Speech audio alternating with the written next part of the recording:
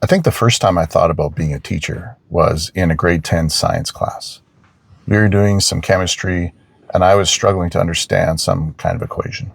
Somehow I figured it out, and I turned around to my friend and I explained it in a way that I had come to understand it. In that moment, I saw realization and understanding in his face, and I thought to myself, now that was fun. So 21 years ago, I entered this space.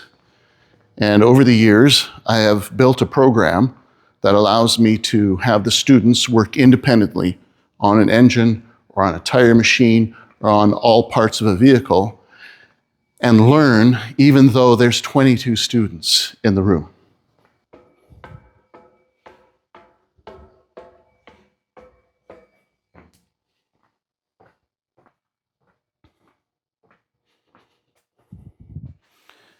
Early on, that posed quite a problem. And that problem was that I have one tire machine and only one person can be working to become an expert on that tire machine at any time. So what is everybody else going to do? And so I, over the years, developed a program going from 2002, when there's no such thing as watching a video on your phone or a laptop was a big clunky thing, till now, where I have Chromebooks on carts that students can roll around the shop to the place where they want it. They press play on a video that describes exactly how that tire machine or valve spring compressor can work, or maybe a two-post lift, how they lift a car up in the air. And they can watch it specifically and carefully from videos that I've created specific to those machines. Now, not all of those videos were expert. See, if I wanted everybody to work on independent things, then I need to have all of the information, all of the videos, all of that information ready at the start of some semester in the past. And that was at about 2014. So the summer of 2014, I spent a lot of time taking all of my theory videos, all my practical how to operate machinery in the shop, and put that all together so that I was ready to go. And so a lot of those videos, well, I learned a lot back then. A lot of those videos had terrible sound. They had no thinking of lighting at all. There was definitely an element of, this is just a video of a PowerPoint and you're going to take notes on it, which even in the classroom, it's not terribly effective.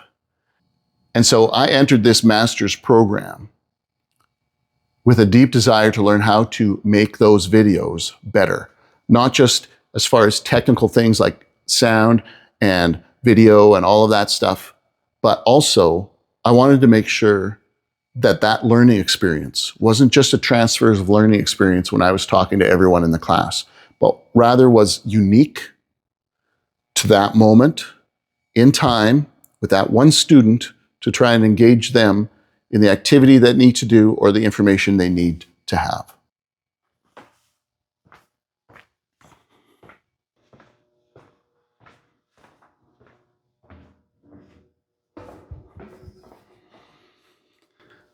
A big part of the context of how I entered the master's program has to do with the place that I have to work. I have a fantastic shop with lots of great equipment and lots of opportunities for students to learn.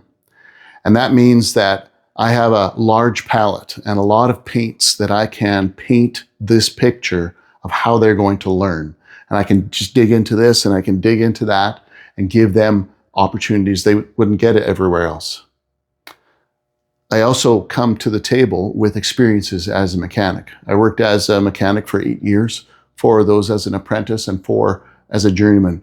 And so I often can reach back into my memory and say, there was this time.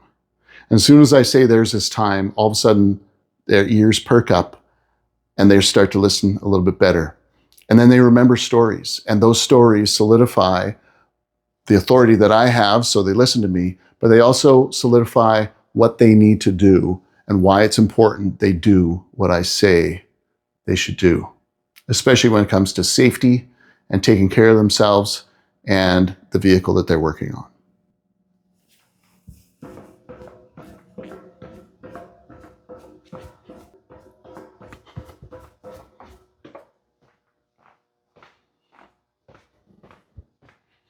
The Educational Technology and Design Master's Program has been a journey for me. I've experienced new things in familiar places that built on the skills I had, and I've discovered new places that push me to understand and learn new skills. Now it's time to reflect on who I was, what I learned, and how I've changed.